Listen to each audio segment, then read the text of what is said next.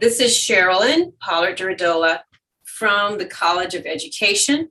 I'd like to welcome you to our Holmes Scholars Research and Mentorship Summit, Part 1 today. I thank you for your patience as we transitioned from meeting in person to meeting in a more remote mode this morning. I'm looking at those who are connected. I know that there are other students and individuals who will be joining us this morning. Just to give you a little bit of information about why we're meeting, the UNLV College of Education is a member of the American Association of Colleges for Teacher Education, the AACTE. And as part of this program, we're able to host the Holmes Scholars program within the College of Education. And these are composed of students, doctoral students, who self-identify as racially and ethnically diverse and who are hoping to develop a career trajectory in higher education, specifically seeking a faculty position when they graduate. And so thanks to Dean Hayes, she had an idea based upon conversations with another coordinator of a Holmes Scholars group that our students would specifically benefit from a beginning of the year summit that would position them in their research effort and in mentorship to support how they navigate through their doctoral studies. So the reason why we're meeting today is this is the first summit that we have held. We wanted to help our doctoral students, those who are in the Holmes Scholars program, and then those who are not within the program, because perhaps your attendance today will encourage you to think about becoming a member next year. So one thing we really wanted to do and think about is how can we create and develop some routines that can help our students as they navigate through the doctoral process. But these are also routines that help them to transition into a higher education position. And so therefore, mentorship plays a huge role. And as we all know, scholarship plays an even bigger role. So that kind of gives you the context for why we're meeting. And I have some reflection questions that will guide us through our experiences today. But I'd like to introduce our Dean Hayes so that she can also introduce herself to you this morning. Thank you so much, Sharolyn. Good morning, everyone, on this Saturday morning. And I guess it's my fault we're meeting on a Saturday morning. So sorry about that. But no, and just I'm really excited to see you all. I recognize some faces I know. And for those of you I haven't had a chance to meet virtually or in person yet, my name's Danica Hayes, and I'm in my 7th year here at UNLV. My month 2 of being dean, which is hard to believe. But just thanks so much for being here and attending part 1 of our College of Ed Holmes Scholars Research and Mentorship Summit. I'm personally excited about this 3-part series where we have this opportunity to support you. Our college has been working, and it's a long road, as we know, but working on closing this gap of inequity that doctoral students, particularly those that self-identify as racially and ethnically diverse, that you all face in terms of being prepared and having the mentorship that you deserve in university at this stage of your life. So I just want to thank Dr. Sharolyn Pollard-durodola, who is, as you know, a professor here and our Holmes Scholars Program Coordinator, for her willingness to oversee this program and the important work that it will help to accomplish for our students. And I'd like to recognize the 21-22 Holmes Scholars. So we have Avril Kelly, Camilla Bywaters, Elisabeth Leon, hello, you can wave, Priscilla Morris, and Adriana Hernandez. And so just thank you for being here and congratulations. I also want to thank our guest speakers, Dr. Reed James, Dr. Monique Matute, who is an alumni of the Holmes Scholars Program, as many of you know, Dr. Katrina Liu and Dr. Blanca Rincon for their involvement later in the session. As you'll see from the agenda today, our conversation is about successfully beginning a pathway to in your academic career, no matter what year of the program you're in. AACT is an important professional affiliation that I hope that you are familiar with, or if you're not, that you'll become more involved with. It will guide you many years to come. And I think understanding some of the components that we'll talk about today in terms of mentorship and scholarship will serve you well as a doc student, and it's an important foundation for your academic success.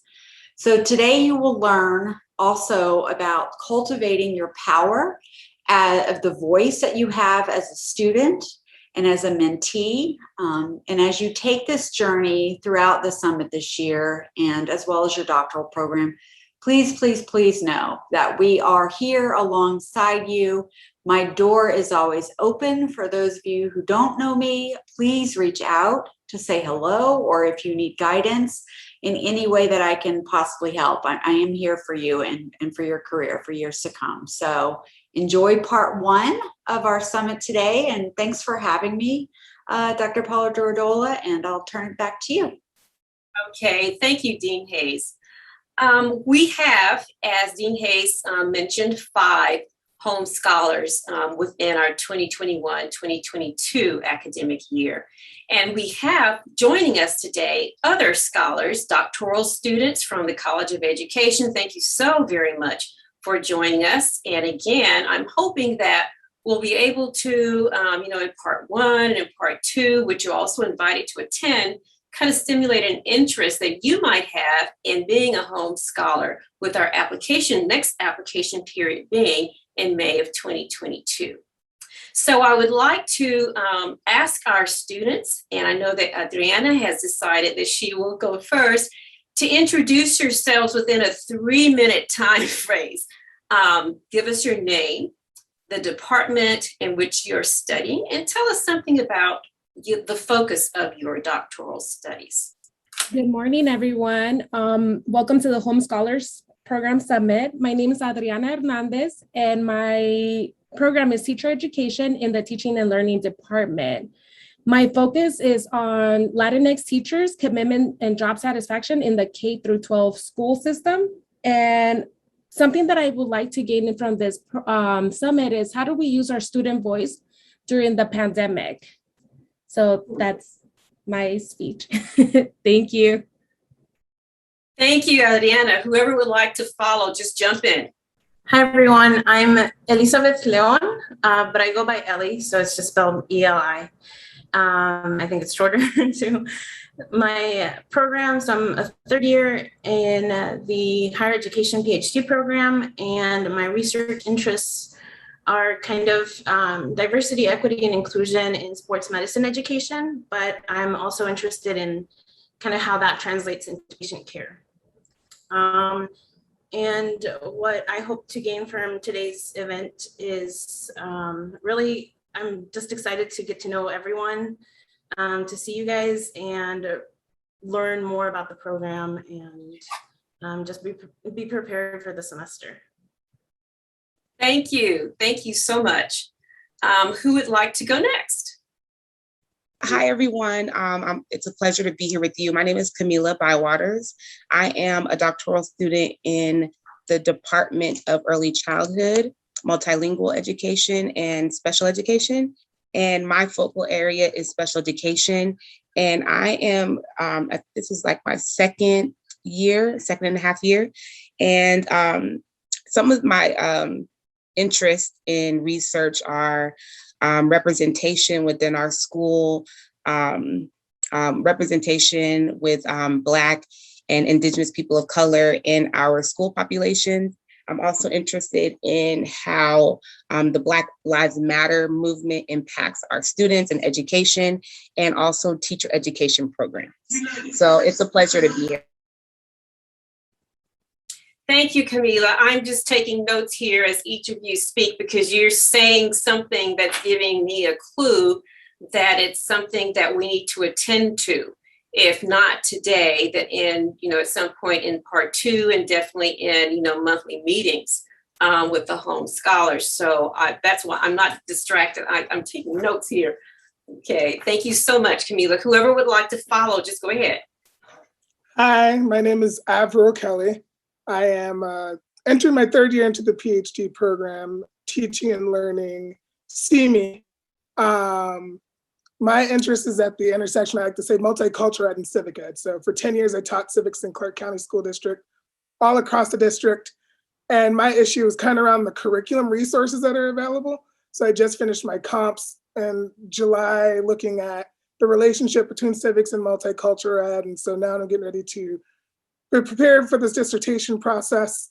So I think what I'm trying to learn is something I've learned through my comps is like, how do I find that voice and be confident with, this is what I believe and this is what I say about my, education, and being confident with that voice through writing, through to talking, right, through giving presentations. It's kind of just building up that comfortability and learning how everybody is doing it in their own different way. So I'm looking forward to learning from everybody and getting to know everyone, and obviously learning from the experts that we have here. Thank you so much, Avril. And self-confidence is very important. And it is a topic that comes up every year with the Holmes Scholars in terms of our meetings. As you said, being confident in our work, the questions that we ask around our research, being confident in the presentations, and how do we show that confidence in the voice that we present in our writings. Great. Who would like to go next? So I'm Joseph, and I'm entering my second year in the early childhood, multilingual and special education department. And I just wanted to mention, by the way, that Camilla and I worked on an assignment together. So hi. But yes, so I guess why I decided to check out this event is because my own interests have a lot to do with where special education meets some multilingualism. I often think about, those who might be in special education or have disabilities who, they identify with a non-Western European language, a non-Western European religion, or who don't identify with any of the main racial groups in the United States, as well as international perspectives on special education. And I guess because I feel like my interests are rarely reflected in the literature or the course discussions. I was thinking, there's got to be ways to kind of, I don't want to say break the isolation because that sounds a bit harsh, but just maybe ways to kind of feel, let's just say more connected, if you will. Maybe I'm just trying to tell myself maybe my interests are not as uncommon as I think. And I guess that's why finding more platforms to explore that perhaps is what brought me here. Thank you, Joseph, because you bring up something that's germane to the speakers today, is this idea of critical consciousness. So as scholars of color, often in our work, in our theoretical frameworks and how we frame our questions and in the work that we do, we bring a critical consciousness to the table. And so you talk about, non-Western perspectives in research, which is, is very, very important. And the speakers who will focus today, who are talking about mentoring, they each talk about the role that culture plays in the mentoring process. Culture meaning one's belief systems, one's worldview, which is often a non-Western perspective, and how this may flavor our choices for mentors and how we are, or the types of mentoring that we need within our own scholarship, which may be different. As I mentioned, today is part of a series of events. Originally, Dean Hayes and I had considered a 1 or 2 day summit at the very beginning of the year to position our students for their work in their doctoral studies across the year.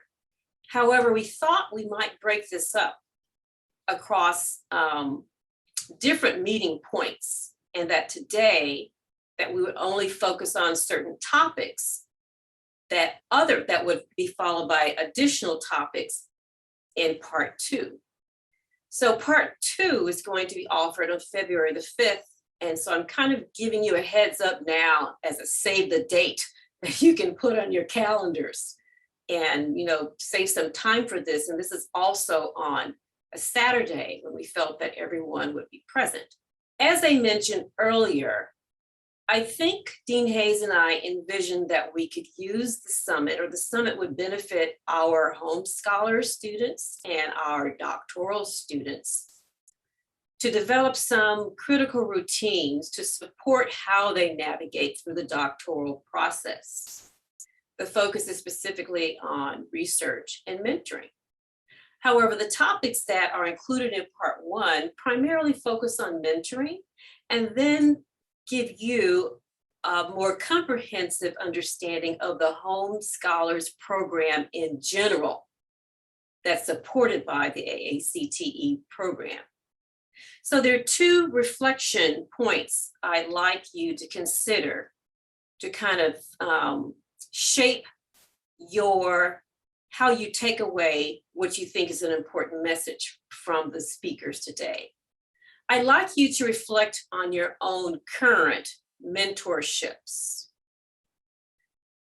I'd like you to think about, based upon your current mentorship experiences, what additional mentoring networks and relationships do you need? Based upon the information that you received today, where can you find these additional networks and partnering relationships? And I use that word partnering because mentoring is between 2 people, and it's a partnership, and it's collaborative in nature. And so when mentoring works, collaboration works. And when it doesn't, then there is no collaboration. So I'd really like you to think about where you are and what your needs are moving forward in terms of mentoring. I'd like you to reflect on your doctoral path. Specifically, what potential goals can you accomplish as you navigate through your doctorate that are related to publications, conference presentations, and teaching? This year, moving forward in the application process for our Holmes Scholars, because they are selected in May, and so they serve and are supported for a 2-year period. And one of the expectations now is that our Holmes Scholars will publish an article within that 2-year framework, whether it's data-based or whether it is practitioner-based, and that the scholar will also present their research at a conference. Although these are expectations for the Holmes Scholars path, these are really expectations for all doctoral students. That as you're working on a dissertation, as you're collecting data, as you're taking your coursework, you're beginning to think about what publication can you walk away with that will better position you in the very competitive market of academia. And which organizations can you submit a proposal to, a conference proposal to disseminate your work, your findings, which is also an important part of positioning yourself for a position in academia. So today I'd like you to think about setting goals, because that's one thing we do within the Holmes Scholars Program. We set goals. If you don't set goals, the work does not get done. And that's part of using one's voice, inner voice, outer voice, setting goals for yourself. So what potential goals that are feasible that you can accomplish related to a publication, a conference presentation, and an opportunity to teach? The second part of that question, because when we set goals, as we all know in life, obstacles always appear on the path. And I know that Dr. Matute in her presentation as an alumni of the Holmes Scholars Program talks about how do you navigate around obstacles. So I'd like you to think about on your path as you're setting these goals, what are some potential ways in which you can anticipate what the obstacles might be and have a plan for working around the obstacles in order to accomplish your goals. If we had met in person, you would have been given something that you could journal on to reflect on these questions and something to eat along the path. So I'm hoping that today you might use your computer or you might have paper and actually write some of these reflections and your responses to the reflections. Because at the end, when we wrap up, I'm going to come back to these two questions and we're going to have a dialogue on your thoughts around mentoring, your mentorships, networks and partnering that you don't have, that you feel are important that you do obtain. And on your doctoral path, I'd like to know what are some feasible goals that you can accomplish related to publications, conference presentation, and teaching, meaning teaching in a higher education setting. And so that would be teaching at UNLV. And how can you overcome the obstacles that may occur, that may potentially threaten, and I hear that sound over there, so I don't want my lights to go out, that may threaten your ability to accomplish your goals. So we're going to circle back to this later on. As part of the Holmes Scholars Program, our Holmes Scholars are mentored in one way by another UNLV faculty. And I say another because I also provide mentoring throughout the year. And I just would like to recognize those faculty and scholars who participated as mentors in the 2021-2022 year. They were Dr. Alain Bengochea, who is an assistant professor in the English language learning program in the Early Childhood, Multilingual, and Special Education Department. Dr. Katrina Liu, who is an associate professor in teaching and learning. Dr. Margarita Huerta, who is also in the ELL program within EMS department. I'd also like to recognize our mentors for 2022 and 2023, and one of them I have not confirmed yet. Dr. Alain Bengochea will be joining us again. Dr. Katrina Liu will be joining us for the first time, along with Dr. Blanca Rincon, and also Dr. Margarita Huerta will be returning.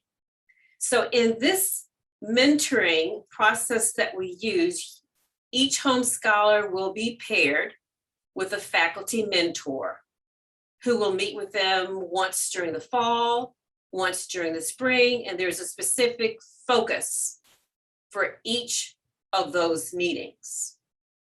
And you will be assigned to a mentor who is outside of your department and outside of your program. Because one thing that you'll learn about the mentoring process is that you have a network of mentors within your field, within your university, but also beyond the borders of your field and your university.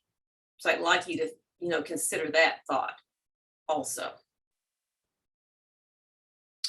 And I'd like to hear from each of you just about question one, because that's what we're basically going to talk about the most today, is mentorships. Can you both talk about what does mentoring look like for you presently as a doctoral student? Who provides support? for you as a doctoral student? And anyone can begin. I can go ahead. I think thinking in general, like who I go to the most is probably going to be my advisor. I think she's been very supportive up to this point. So I like it when, I'm able to like just go and ask her like even the smallest question. And I think she's provided guidance. I also feel, I think kind of moving a little bit into the next question is at the same time, while I'm in higher education now, I come from like this very different like sports medicine world. And I feel like my mentor or my advisor, she's been good at kind of like balancing or at least trying to mesh those worlds together, even though she doesn't know that much about athletic training and like my background. She's been good at, at least trying to understand what that world looks like.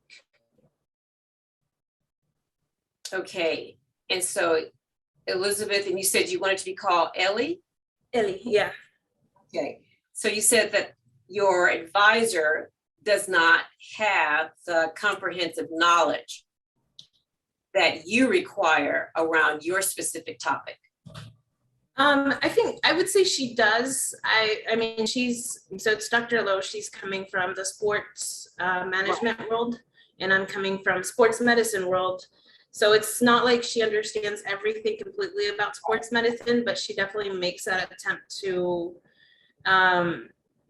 understand it. And she does know quite a bit about just sports in general. So that kind of like meshes together. Okay, so that's good that you've recognized an area where you feel you're probably going to need some more support and mentoring there. And it's possible to find someone who has that focus to help you. Okay, good. Okay, who's next? I can go next. So the one that provides the most support would be my advisor as well. We've worked on a couple of publications where we collaborate. I know that she focuses on teachers of color, and I do as well. And so she figures out a way where she can see my research aligns, right? So I narrow my dissertation to Latinx teachers. So she's like, it will align. She has also advised me to partner up with other mentors that are in that same focus study, to email them, because sometimes in the articles their email is there, and she's like, email them to reach out and see if you can collaborate with them as well when it comes to like Latinx commitment, job satisfaction. And so to me, my advisor is the one that is the most supported academically and professionally as well. And over the summer, I didn't take any classes, but she was always there weekly to collaborate in a publication. And so she's always there providing her time. And one thing that she also mentions, always ask questions, right? Email me. I am here for our students. So that's one thing that I've learned through the mentoring partnership that we have. You said something, Adriana, that is very important, that you were asked to also look for, you could seek a mentor by emailing others who are well known in the field. I do that. In my lit review, when I see someone that I'm not familiar with, but their work is very impressive, I might have a question, and so I will send them an email. And because LinkedIn is often used by scholars now, in addition to, ResearchGate, I will search for them on LinkedIn, because on LinkedIn, they will also have examples of their scholarship, of their work, and something about their projects. And so I've recently established a connection with 2 new people on LinkedIn just through a literature review around a topic that's a little bit different for me. So thank you for sharing that you were even advised to reach out to others in the field that you find just from conducting your literature review. Yes, and it could be at first I was kind of worried about reaching out, but she was like, no, they will answer if they're committed to their work. They will answer you. And sometimes it might take a little bit longer for them to respond if it's summer, but if they're interested, they will reach out. So, but it's like that unknown, not knowing. And yeah, I've done it, and they do reply back because they want to collaborate and expand this research that we're working on. Mm-hmm. And that also takes confidence to do that. We have to build that up. Great. Who wants to go next? I guess I can go. Okay. So for me, the biggest support network has been I would put them into three groups for me.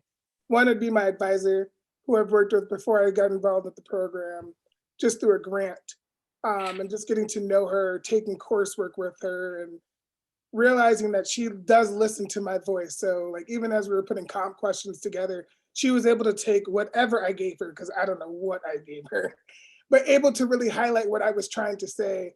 And so being there, trying to space things out, being a soundboard, being very encouraging, positive, giving me like, a lot of opportunities, just like Adriana said, reaching out to other scholars, to really get to know your work.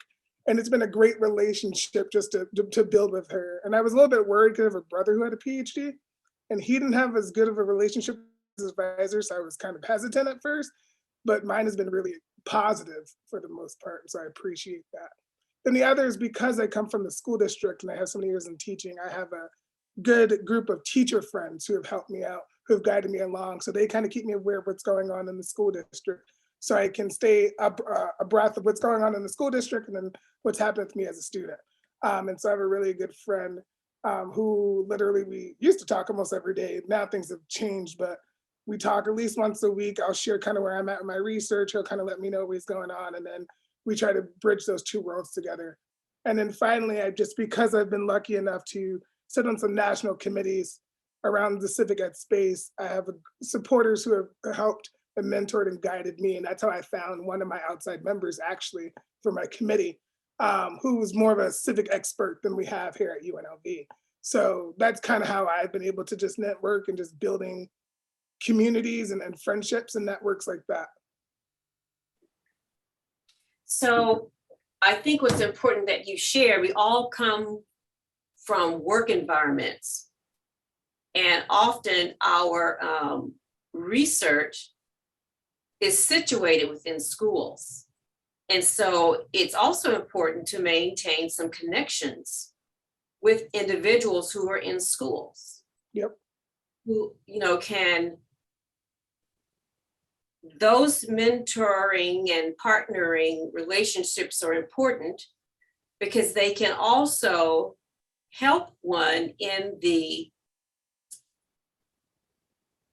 research project process of looking for participants. And so they're able to help you to make connections with individuals within school settings where you want to conduct research. So that's very important also. Thank you, Avril, for sharing how, again, we can cross borders. Our mentors are not just those at the university setting. They're outside of the university setting. Yep. Mm-hmm. Great. Joseph, we haven't heard from you yet. Can you talk about your current mentors and mentoring and maybe what you envision as some of your future needs in terms of a mentor? Certainly, Dr. Pollard-durodola. Okay, so I guess I could start with pretty much the same response as what I've heard everyone else say so far. Is my advisor has been very helpful, and I know people. I have to admit, when I got the acceptance letter and they showed me who my advisor was, I was like, I think they hit the nail on the head. Just basically based on. I've been able to email a few people when I was in the application process, and I was like, yes, again, and speaking to my advisor a few times, I found that yes, just basically she's kind of helped me feel like, I guess I'm not alone in my ideas or whatnot. But I should say though that, maybe for one thing, I moved here from Northern California a year ago. So of course that means that, starting over, you need to build new networks. And when I first moved here, my advisor was on leave. So that does tell me something about how you have to be careful relying too much on a single person, So at the very least, I did find it helpful that, my advisor's advisor, when she was, a doctoral student, is also here and is on my committee too. And I was able to speak to her a couple times. So I think moving forward, I don't really know how to phrase it. I think it's just like I said, probably because, I came from Northern California, moving here in the middle of a pandemic, is just, and then before that, I had been teaching English in Taiwan for 7 years. So I'm like, okay, right now what I'm trying to do is like, where's my smorgasbord for like, all these ideas, and I guess just especially for people who've moved into Las Vegas just to study. I guess all I could say is like, I was just really trying to figure out, okay, knowing my background, knowing my interests, how do I move forward, and find just, settings where I can do something with, my background and information. And I guess all I could say is my hope is that, going into my second year, that I'll see more options than perhaps, especially coming in that first year in the middle of a pandemic, allowed me to. I think I probably was very wordy in my description, but that's where I'm at now. That's all I can say. So, Joseph, you said something that's really important, and that is, realizing that you can't rely on one person. You cannot rely on one person for mentoring. Mentors have different roles. One mentor may be someone who's really strong in methodology, and someone that you talk about when you're trying to put together, when you think about like a research design. Some mentors are content specialists. And so they provide a perspective around a topic that you're interested in. These people can be within a university, because that's where you can start within the department, but then outside of the department. So as one is putting together, for example, thinking about one's committee members, those committee members could end up being mentors, because these are people that you're going to work with closely. When I was a doctoral student, I learned what to expect from a mentor. I was told a mentor is someone that would give me an opportunity to publish with them. Very important. A mentor, these are her words that she used. She said, if you're interested in academia, then I'm going to get you ready. I'm going to prepare you. So she found a space for me to teach a course around a topic that was related to my research. She found a space for publication. She was invited to publish around a topic, and she said, are you interested? I said, yes. She gave it to me. She also allowed opportunities for reviewing journal articles so that I could be recognized as a co-reviewer. So one always starts with one's advisors, but then look at the college itself. There are other people who are interested in your topic. And many times our work now are interdisciplinary. And so that might mean reaching out to outside of the College of Education to a psychology program or sociology program. Most work that deal with critical consciousness, again, are interdisciplinary in focus.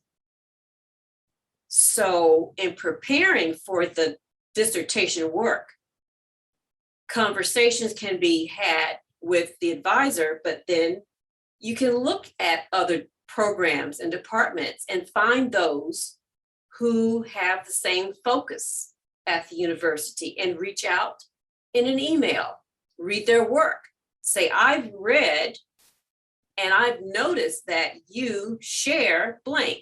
Would you mind if I ask you a question? I receive emails like that from students and also from other researchers. And in that way, I began to broaden my network of people, of individuals, so that I'm not relying just on one person. And I emphasize that because we have different expectations for different mentors. Some mentors are those who help you with the job hunt. They may give you advice on your job talk, share their job talk with you, give you feedback on a job talk. Another mentor might provide feedback on writing. So when you think about mentors, think about the different needs that you have. And those needs drive who you need to approach.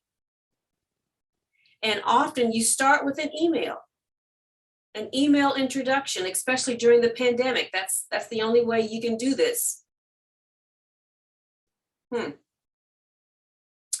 The other question that I had for you, and this is really about your career path, because your career path also drives who you seek as mentors.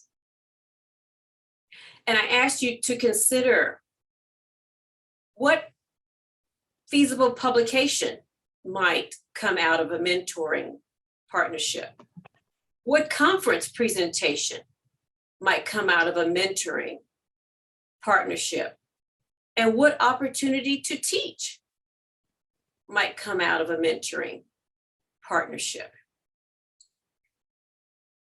So continue to think about those two questions, because we're going to come back to those at the end, because you will have received, other perspectives from other individuals within our university, first year assistant professor, and then beyond our university from the AACTE organization itself.